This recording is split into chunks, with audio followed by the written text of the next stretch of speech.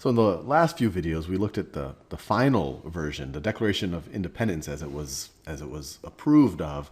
But here we look like it seems like we have a very not final version of the Declaration.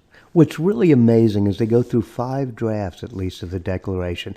And it's wonderful to watch how each of the drafts changes. You have this committee of real people. You know, Jefferson and Adams and Franklin are all part of that committee. And Jefferson is using a lap desk, one of those little things he invented, so he could stand up or sit down and write this in a little room on Market Street. And then he shows it to Adams and he shows it to Franklin.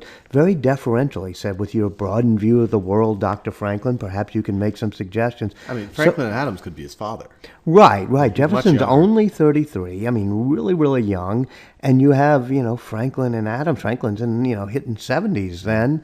And very much of a father figure.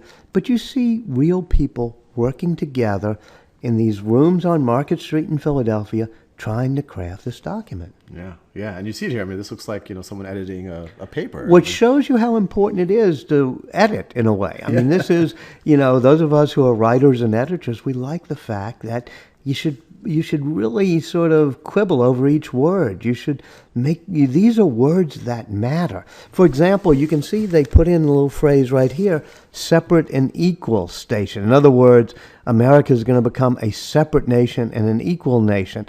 But that word separate and equal actually goes down in American history with some resonance because it's used for a while to defend segregation. So even when they get the words almost perfect, they have a resonance that they have to be careful about. And do you think they realized when they were writing it how important this document was going to be? One of the amusing things is this was not considered the most important committee to be on in June and July of 1776. In fact, John Adams thinks he's already written the Great Document of American Revolution, which is a document written in May asking the various colonies to get rid of their royal governors because we are going to break away. So Adams is quite willing to let Jefferson write this draft because he thinks that this is not the most important of all the documents. And on some level, to I guess, defend Adams a little bit, that does seem like a big deal. This was in May of 1776. He writes, once you're getting rid of your royal governors, you really are separating yourself. And they've already had a vote to declare to be independent. So this is just a document. Let facts be submitted to a candid world. The opinions of mankind. They should declare the causes. This is really just their public relations document. But the reason it turns out to be so important is it's so beautifully written. It becomes the American creed. When they get together in these rooms and edit it, suddenly they say, all men are created equal. This becomes not just a propaganda document, but a mission statement for who we are as a people. And to some degree, the power of poetry. I mean, they could have said these exact same things in very terse and... This is why it was so good Jefferson wrote it. Because Franklin is a very good writer, but he's a very simple, plain writer. He writes Poor Richard's Almanac. A penny saved is a penny earned. He's one of the first Americans not to write in a very flowery way. John Adams' letters are very beautiful, but they're kind of pompous and orotund and self-important.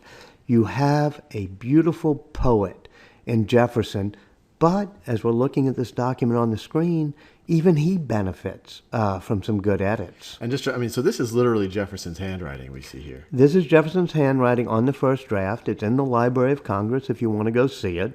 The final document is in the National Archives about 8 blocks away.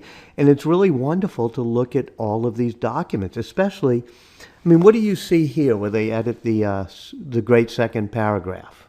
So we hold these truths to be self-evident, and you mentioned earlier that before it was sacred and undeniable. Yeah. So they're using the word sacred for the truths when Jefferson writes the first draft. And to me, if you look at the backslashes, the dark backslashes there, those are Benjamin Franklin's backslashes, I'm pretty sure, because he used a printer's pen, and he was a publisher. And so he used that sort of backslashes to cross things out. And he writes the words self-evident. Now, one of the things is we historians never fully know. Carl Becker, who was a great historian of the Declaration, he's the one who said that that was probably Franklin's edits. For me, I've spent a lot of time in Ben Franklin's papers, which are at Yale University Library, and to me it really feels like his handwriting. And so we assume that it's Ben Franklin who takes out sacred, because he doesn't want these truths to be based on religion. He wants these truths to be based on rationality and reason. And so once again, it's not only the style of the crossing out. This is in line with Franklin's personality and beliefs. Franklin was somebody who had read the great thinkers of the British and Scottish Enlightenment. That means John Locke, David Hume.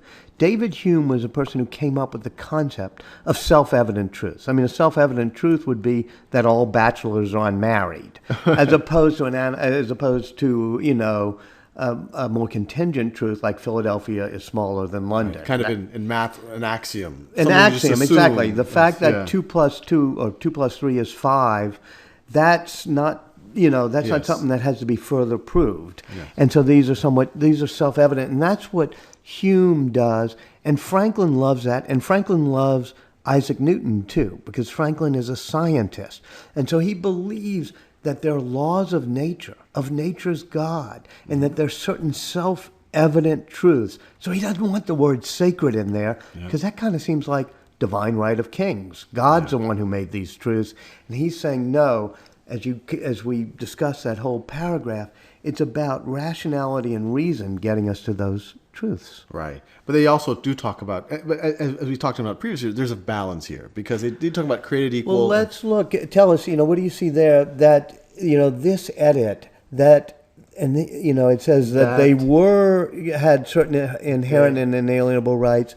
And you see John Adams, and we're pretty sure that's John Adams' writing, not just because of his writing, but because of the concept. He was a little bit more religious than the others on the committee.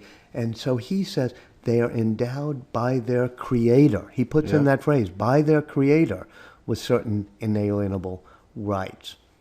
So it's a balance. It's a balance between rationality and reason, which is self-evident, and divine providence, this notion that we're all children of the same creator, and therefore we're all endowed with certain inalienable rights. Yeah, this is really amazing. Just to realize that they were human beings. They're real human beings who are probably arguing just like you. Jefferson gets really upset at some point, not at Franklin and Adams, but other people start editing it.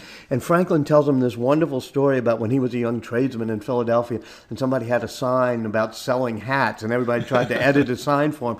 And Franklin said, that's why I've never been on a committee that's going to have a lot of people editing what I write. But, those of us who are editors, we kind of think those edits actually improve the document. Yeah, it seemed like it turned out a pretty good result. You don't get much better than we hold these truths to be self-evident.